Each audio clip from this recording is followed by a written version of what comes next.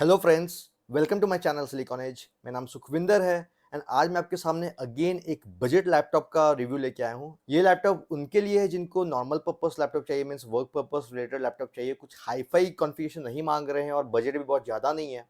तो मैं बात कर रहा हूँ एसर के इस लैपटॉप की, जो एसर के एक्सटेंसा 15 सीरीज का लैपटॉप है, जिसका एग्जैक्ट मॉडल नंबर है EX215-54।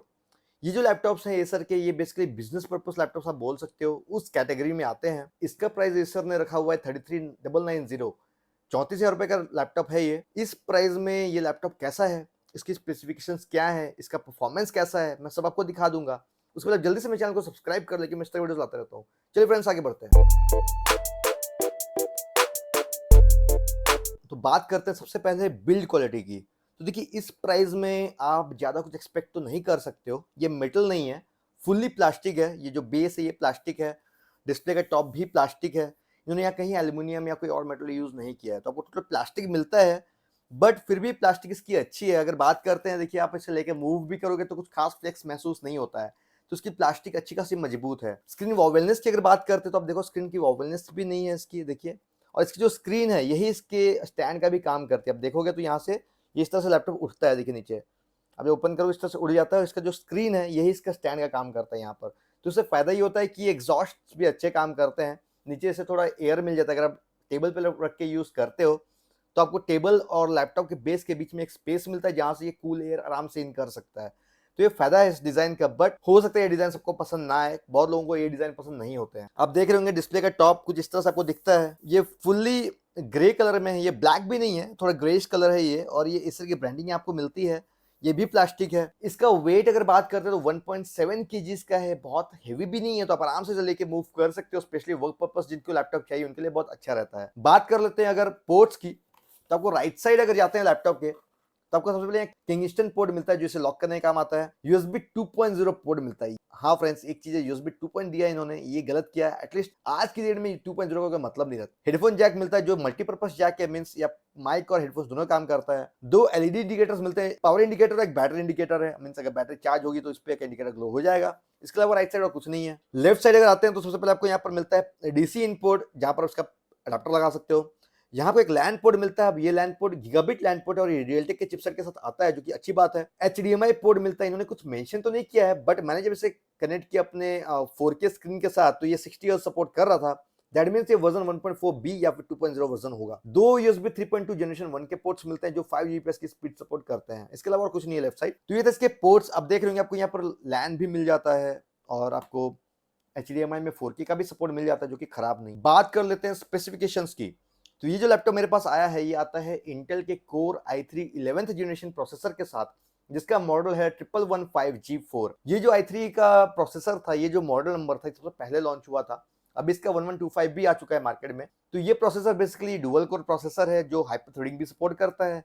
इस तरह से आपको टोटल 4 थ्रेड्स मिल जाते हैं। बेस फ्रीक्वेंसी इसकी 3 गीगाहर्ट्ज है और एक बूस्ट में 4.1 गीगाहर्ट्ज तक चल जाता है। इसकी रेटेड टीडीपी है 28 वॉट्स की। अब मैंने जो चीज नोटिस की है, बूस्ट मोड में 27-28 वॉट तक जाता है, बट कुछ टाइम के लिए ही जाता है, फिर वापस नॉर्मली 14-15 वॉट में आ जाता है। बात करते हैं मेमोरी की।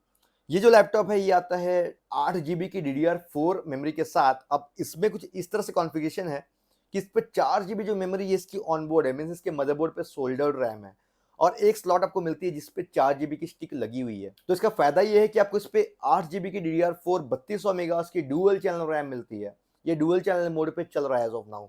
बट इसका नुकसान ये है कि अगर आपको इसको अपग्रेड करना होगा तो इसकी जो 4 GB की स्टिक लगी हुई है, आपको उसे रिमूव करके उसकी जगह ही आप अपग्रेड कर सकते हो। आपको यहाँ 2 स्लॉट्स नहीं मिलती हैं। बात करते हैं अगर स्टोरेज की, तो ये लैपटॉप आता है 512 जीबी की NVMe SSD के साथ। और इस पे जो SSD लगी हुई है वो है वेस्टर्न डिजिटल कंपनी की। और अगर बात करते हैं परफॉर्मेंस की, तो परफॉर्मेंस अच्छा था। इसकी रीड राइट स्पीड अच्छी है। 2400 MB पर सेकंड की रीड स्पीड मिलती है आपको और 1750 MB पर सेकंड तक की राइट स्पीड मिल जाती है। तो परफॉर्मेंस अच्छा है इस SSD का। और अगर आपको और अपग्रेड करना होगा तो इस पे आपको एक SATA पोर्ट भी मिलता है, जहां पर आप 2.5 इंच SATA हार्ड डिस्क लगा सकते हो। SSD लगाओ या नॉर्मल हार्ड डिस्क लगाओ, आपके ऊपर है। बात करते हैं ग्राफिक्स की, तो ये जो लैपटॉप आता है ये इंटेल के अपने इंटीग्रेटेड जीपीयू के साथ आता है। और इस प्रोसेसर के साथ जो आपको ग्राफिक्स मिलती है वो मिलती है इंटेल की यूएचडी ग्राफिक्स, जो G4 सीरीज की ग्राफिक्स है। मींस आपको इस पे 48 एग्जीक्यूशन यूनिट्स मिलती हैं। परफॉर्मेंस की अगर बात करता हूं तो क्योंकि ये ऑलरेडी डुअल चैनल मोड पे चल रहा है लैपटॉप, तो आपको काफी अच्छा परफॉर्मेंस मिल जाता है। एज अ नॉर्मल लैपटॉप भी इसका परफॉर्मेंस अच्छा था। मैंने इस पे GTA 5 प्ले करने की कोशिश की थी,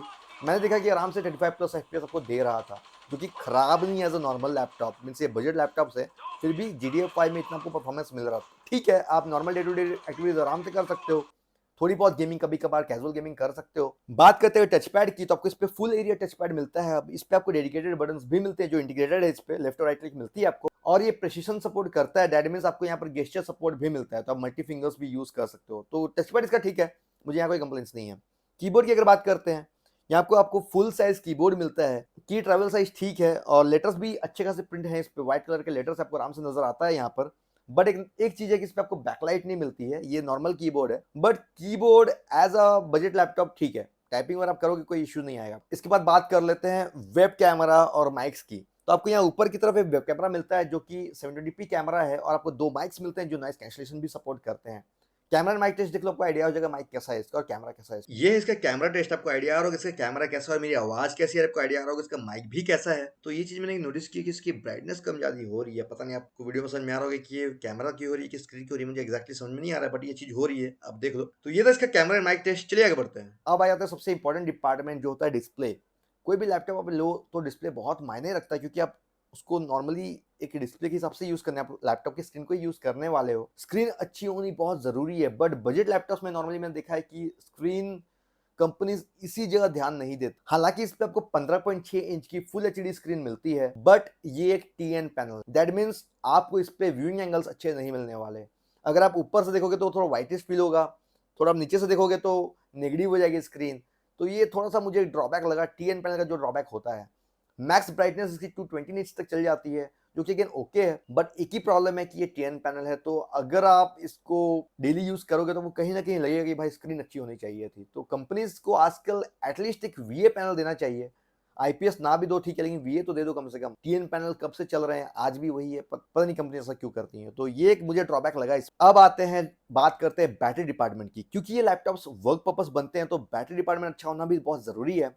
इस पे जो बैटरी आपको मिलती है वो आपको 42 वाट आर की कैपेसिटी वाली बैटरी मिलती है। क्योंकि ये प्रोसेसर जो इस पे लगा है बहुत कम पावर कंज्यूम करता है, तो ऑब्वियसली आपको बैटरी बैकअप भी अच्छा मिलता है इस पे। मैंने अपनी टेस्टिंग में जब इस पे एक वीडियो प्लेबैक किया, जो कि फुल एचडी वीडियो था, यूट्यूब से डायरेक्ट प्लेबैक किया, तो मैंने देखा कि अराउंड 7-8 घंटे का बैकअप दे रहा था, जो कि खराब नहीं है। फुल एचडी वीडियो का 7-8 घंटे चलता है, दैट मींस अगर आप इस पे normal day to day activities करते हो, वर्ड एक्सेल पे काम करते हो, थोड़ा बहुत ब्राउजिंग करोगे, इंटरनेट चलाओगे, तो आपको आराम से 10 घंटे का बैकअप मिलने वाला है विदाउट एनी इशू। इसके साथ आपको 45 वाट का चार्जर मिलता है, जो इसे फुल चार्ज होने में 1.5 घंटे तक लगा देता है। तो या ओके है ये। बात कर लेते हैं वायरलेस की। तो इस पे आपको इंटेल का 9560 वाईफाई चिप मिलता है, जो कि इसके M2 स्लॉट पे लगा हुआ है। इस पे जो वाईफाई M2 स्लॉट होता है उस पे लगा हुआ है, और ये वाईफाई 5 सपोर्ट करता है। मींस आपको 802.11 एसी का सपोर्ट मिलता है और ब्लूटूथ 5.0 का सपोर्ट मिलता है। डुअल बैंड वाईफाई है ये, प्लस इस पे आपको एक लैन पोर्ट भी मिलता है, तो चल जाएगा।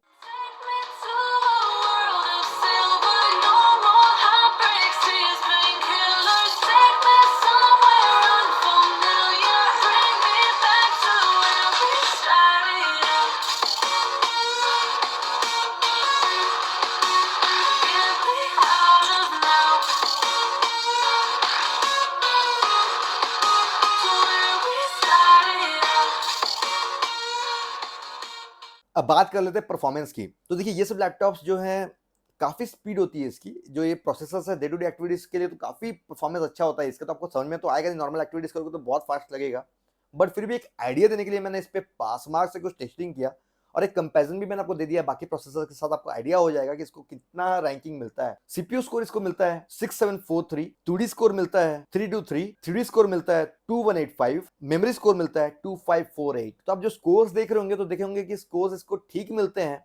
Means day to day activities के लिए तो काफी अच्छा परफॉर्मेंस है इसका। बट इसी का जो नेक्स्ट वर्जन है i3 का 1125 G4 जो प्रोसेसर है, उससे इसकी स्पीड ऑलमोस्ट 50% है। उसका रीजन ये है कि उस पे आपको 4 कोर्स मिलती हैं, इस पे आपको 2 कोर्स मिलती हैं, तो इससे थोड़ा फर्क पड़ जाता है, बट स्टिल इसका परफॉर्मेंस इतना भी खराब नहीं प्राइस वाइज। अब बात कर लेते हैं थर्मल्स की। तो क्योंकि ये लैपटॉप्स ज्यादा हीट नहीं होते हैं, मैंने जो इसका मैक्सिमम टेम्परेचर भी देखा वो 75 डिग्री तक जाते हुए देखा है। फुल लोड पे भी जब मैंने इस पे स्टेबिलिटी टेस्ट रन किया था, तो हीटिंग इश्यू तो आपको नहीं होने वाला है। और इस पे आपको कुछ वेंट्स मिलते हैं जो नीचे की तरफ मिलते हैं, नीचे कुछ वेंट्स मिलते हैं जो इसकी कूल एयर को इन करने का काम आता है, और जो एग्जॉस्ट है आपको डिस्प्ले और टॉप के बीच में जो एरिया यहाँ एग्जॉस्ट मिल जाता है, तो यहाँ से ये हॉट एयर को आउट करता है। तो यहाँ कोई कंप्लेंट्स नहीं है, थर्मल्स इसके ठीक है।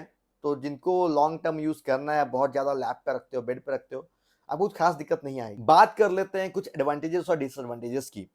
तो एडवांटेज की अगर बात करूं तो परफॉर्मेंस का अच्छा है, स्लिम है लैपटॉप, लाइट वेट है, बिजनेस कैटेगरी में आता है ये, तो लॉन्ग टर्म के लिए भी अच्छा रहेगा ये। बिल्ड क्वालिटी भी ठीक है, बैटरी बैकअप बहुत अच्छा है। और डिसएडवांटेजेस की अगर बात करता हूं तो पहले ही डिसएडवांटेज इसका स्क्रीन, जो टीएन पैनल है, मुझे ये अच्छा नहीं लगता है, ये बहुत बेकार होता है व्यू एंगल्स में, ये एक ड्रॉबैक है इसका। दूसरा, इस पे आपको कोई टाइप सी या थंडरबोल्ट का सपोर्ट नहीं मिलता है, बैकलाइट कीबोर्ड नहीं मिलता, ये एक अगेन एक ड्रॉबैक है। इसके अलावा कुछ खास ड्रॉबैक्स नहीं है। प्राइस के हिसाब से ये ठीक है, ये लैपटॉप रिकमेंडेड है अगर आप कम प्राइस में एक लैपटॉप चाह रहे हो, 34-35 हज़ार ही बजट है आपका, और आप चाहते हो एक ऐसा लैपटॉप लूँ जो बैटरी बैकअप भी अच्छा दे, परफॉर्मेंस भी अच्छा हो, तो ये आप आराम से ले सकते हो।